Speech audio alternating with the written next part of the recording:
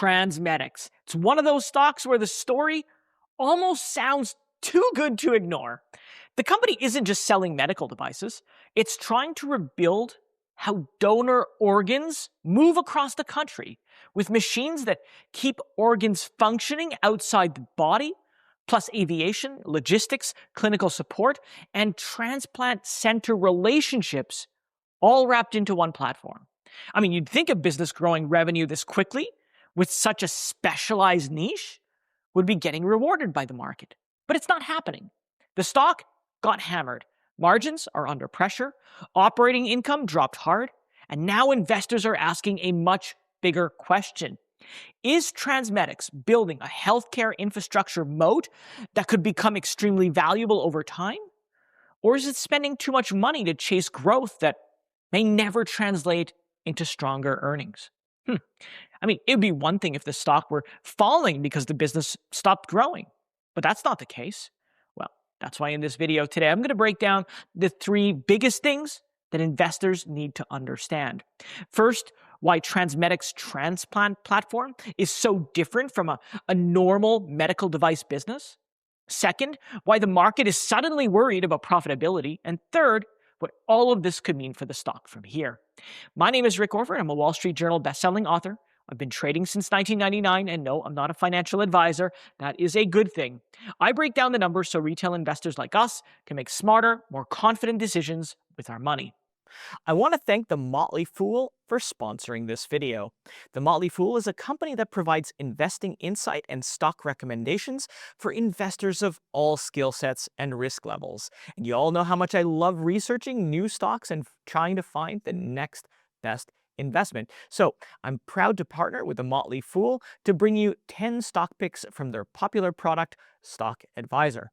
Stock Advisor has beaten the market by almost 6 times. Go to fool.com/RickO to get your 10 stock picks right now.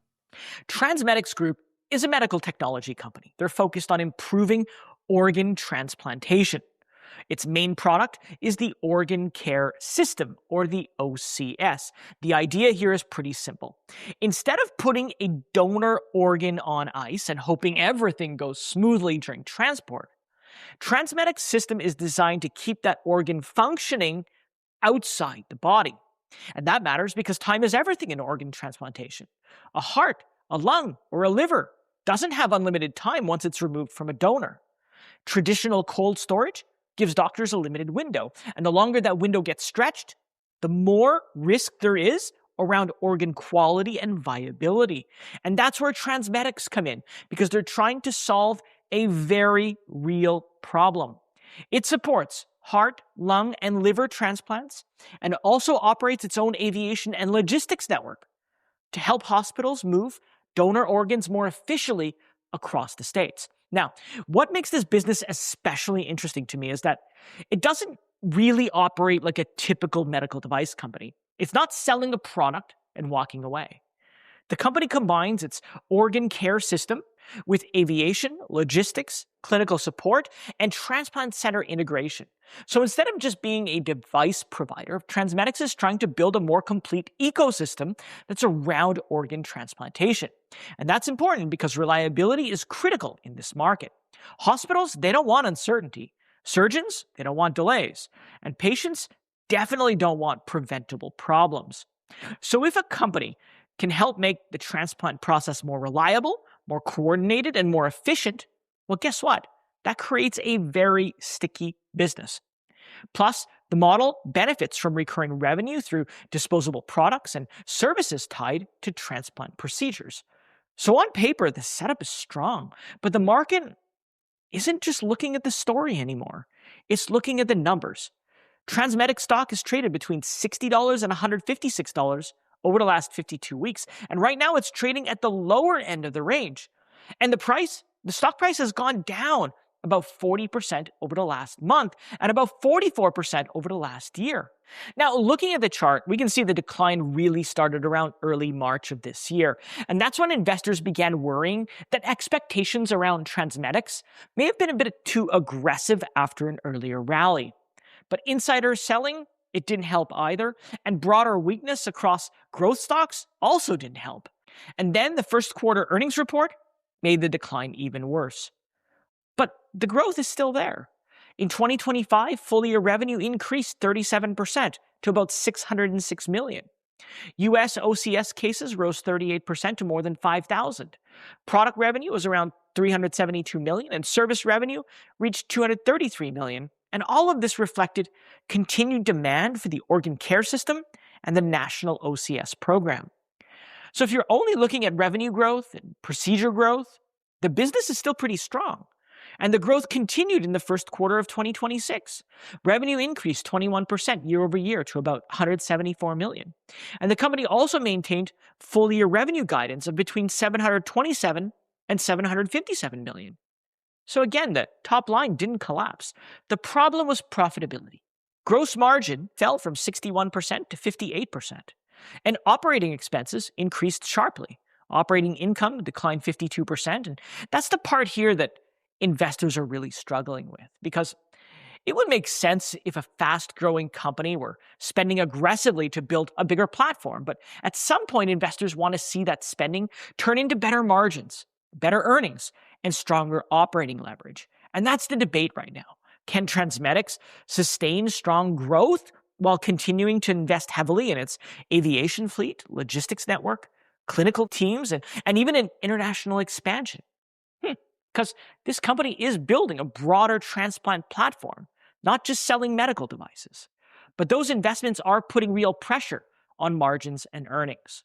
Now, if you've been watching TransMedics, but think, look, it's still too expensive. Maybe you want to buy it around 10, 15, 20% below where it is today.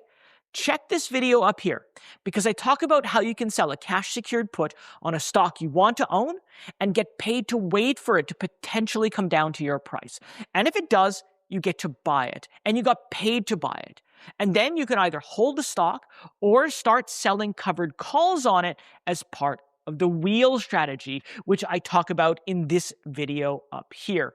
But that all leads me right back to the big question with this company.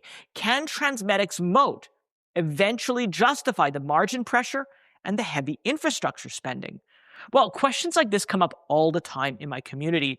So why not take a closer look right now at how TransMedics' transplant platform actually works?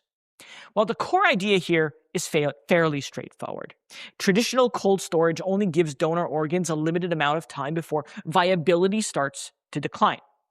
The organ care system is designed to keep organs functioning outside the body during transport, and that can reduce preservation damage, it can extend transport windows, and it can allow doctors to evaluate organs before transplant. So, TransMedics is trying to improve three things all at once: the quality of donor organs, the availability of donor organs, and the efficiency of the entire transplant process. That is a powerful combination. But the bigger story here is the National OCS Program, or the NOP. This is where the business starts to look less like a traditional medical device company and more like a true transplant infrastructure company. Instead of just selling equipment, TransMedics provides the broader service platform, and that includes organ procurement support, perfusion management, aviation, logistics coordination, ground transportation, and clinical support teams. And that matters because transplant centers don't need to build and manage all that infrastructure internally. Think about that for a second. Say you're a hospital. Well, you don't just need the device. You need the people, the transportation, the coordination, the training, the workflow, and the entire support system that goes around it. And that's where TransMedics becomes more interesting, because the integration is a major part of their moat.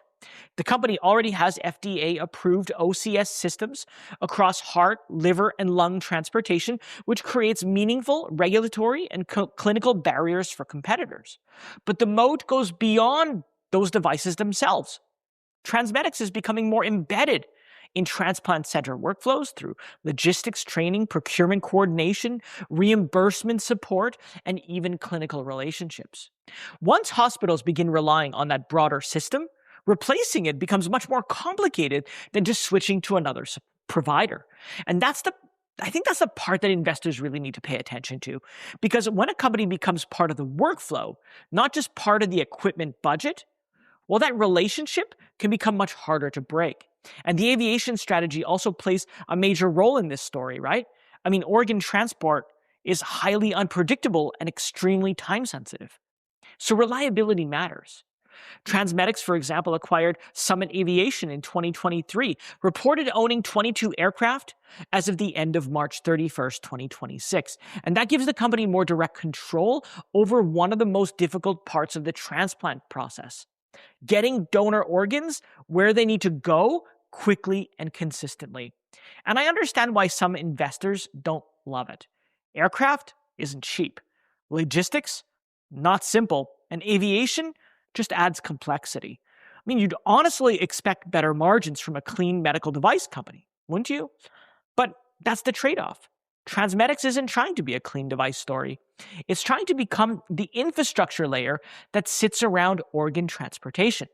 And if that works, it could create a stronger moat than the device alone.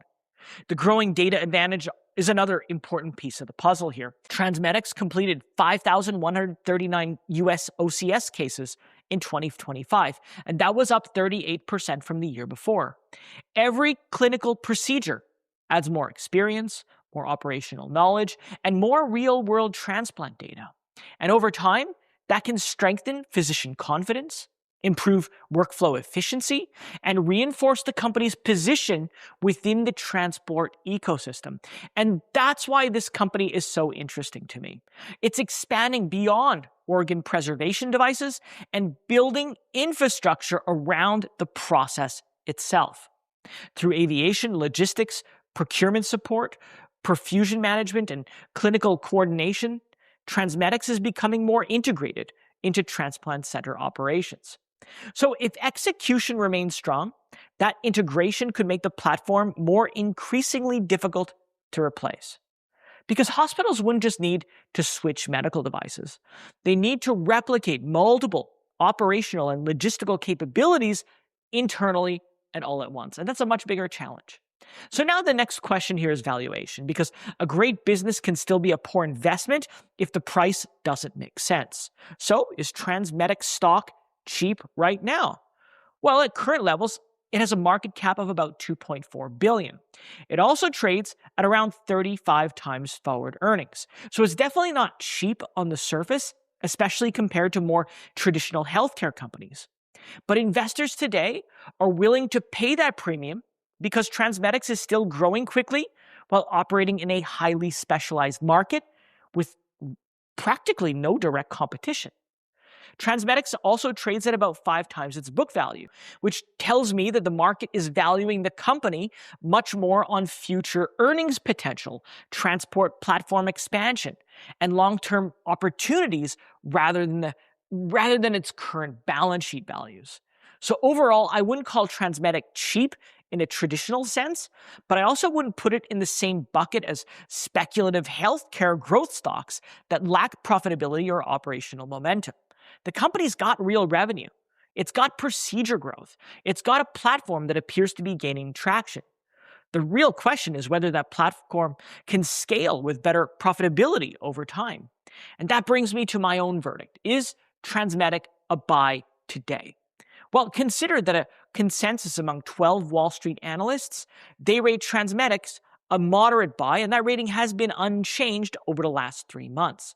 The average score is 4.25, and out of 12 analysts, 7 rated a strong buy, 1 a moderate buy, and 4 recommend holding the stock. Meanwhile, the low to high target prices suggest there's between 23% and 106% potential upside over the next year.